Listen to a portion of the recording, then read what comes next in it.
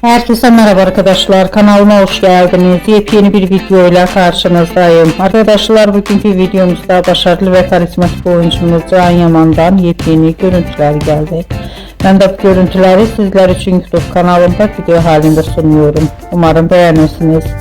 Arkadaşlar, videomu beğendiyseniz kanalımı izlemeyi ve bildirim butonuna basmayı unutmayın. Şimdilik benden bu kadar olsun. Yeni videomuzda görüşmek üzere. Hoşça kalın.